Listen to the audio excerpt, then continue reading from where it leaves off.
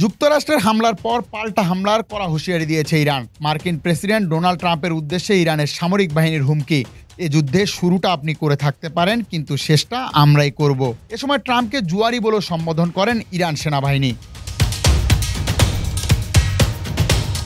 স্থানীয় সময় সোমবার সকালে ইরানের সামরিক বাহিনীর সদর দপ্তর খাতাম আল আনবিয়ার মুখপাত্র ইব্রাহিম জোলফাকারির একটি ভিডিও বার্তা প্রকাশ্যে এসেছে। এছাড়াও ইরানের বেশিরভাগ নাগরিকই যুক্তরাষ্ট্রের হামলার পর পাল্টা জবাব দেখতে চান।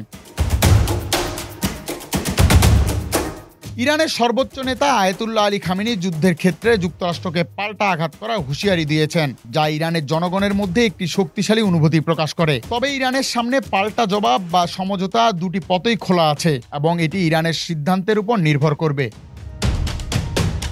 রাজীব ইসলাম, বিডি আর্কাইভ।